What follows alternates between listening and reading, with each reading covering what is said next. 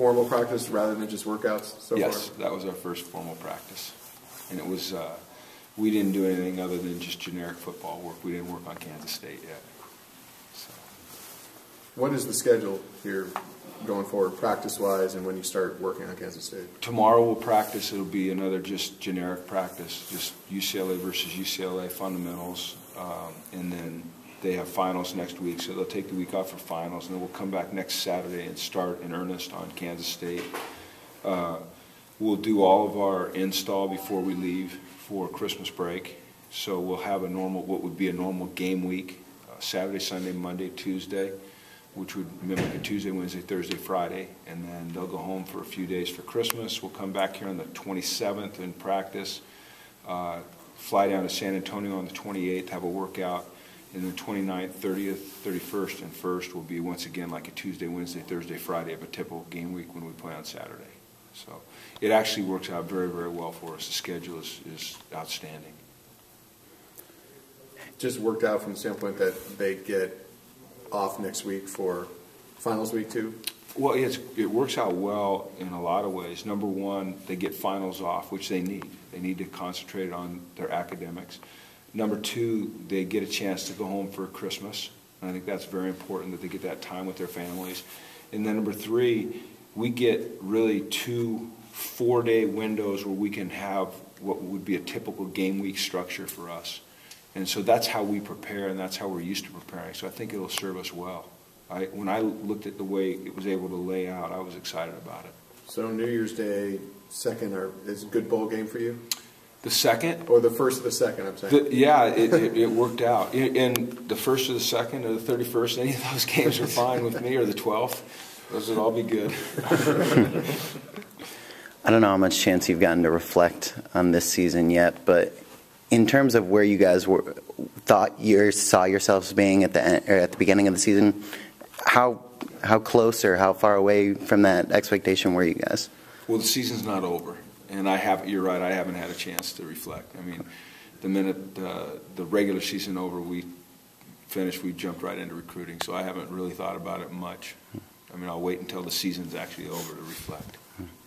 With this being Brett's last game coming up, what has he done for this program, and what's kind of going to be his legacy when he leaves? You know, I don't know. I mean, I think he's done a lot. He's won a lot of games, helped us win a lot of games. He's helped us set a lot of records. He's helped us build an excitement around this program. You know, I think this last game is very important for him and his legacy, you know, and hopefully he goes out on a high note. In terms of getting that 10th win, how important have you seen that kind of among your players before this game? I haven't seen my players since the day after the Stanford game until this morning, and I didn't really have a chance to talk to him. It was a quick practice. With the time you had after the Stanford game, did you still kind of hammer in the 24-hour rule, or did you just kind of let the players handle it as they saw fit? That one needed to hurt. Yeah, that one needed to hurt. You have a 24-hour rule because you have to get on to the next game the next week. We don't play until January 2nd, so that one still hurts. That one hadn't gone away. That one's not going to ever go away. Those don't go away. Why did it need to hurt? Because it was a game that had a huge impact on, you know, what we're trying to achieve around here. We didn't get it done. You know, we failed, and when you fail, it should hurt. If you take pride in what you do, if you're serious about being great at what you do. And that's what I want them to understand. Do you guys look at the film much from that, or is that just something you kind of move on from? No, you look at the film always. There's always something to learn, whether you win or you lose, whether you believe you played well or you believe you played poorly. It's always somewhere in between, and I think there's just always something to be learned, and you don't want to ever let an opportunity to learn pass by. Talk a little bit about Eric Kendricks getting the Buckets. Isn't it fantastic? Butkus, and then USA All-American, and Walter Camp All-American, first team.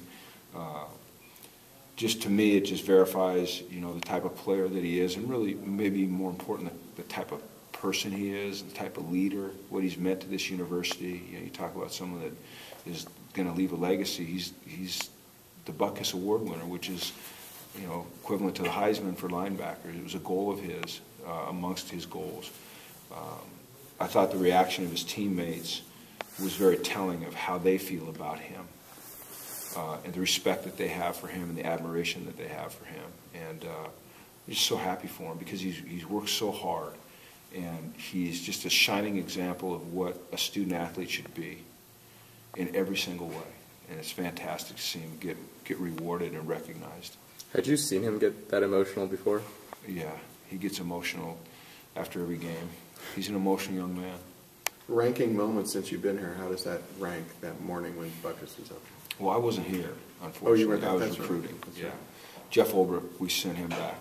And I can tell you this, that Scott Quisenberry told me that it's a moment that he'll never forget. And he said it's the most memorable moment of his life so far. So I can only go off of what those guys are telling me. And so it must have been pretty special. You've been on the road recruiting. How much were you able to sell that Buckus Award now that you've been out there talking to some linebackers? And we've used it. Yeah, we've used it. It was on the plane with us for a couple days. It was. Yeah, Eric, we took it right out of his hands and put it on a plane. I know there was some conflicting reports about Zach Whitley and his status with the team. Are you guys expecting him to be on the bowl roster? He is on our team, right? Currently on our team, yeah. I don't know. There was never confusion with us. Yeah, I'm just saying that He's it was always out been there. on our roster. There's never been any changes. So, yeah, I mean, I don't know where that came from, but so. All right. Okay.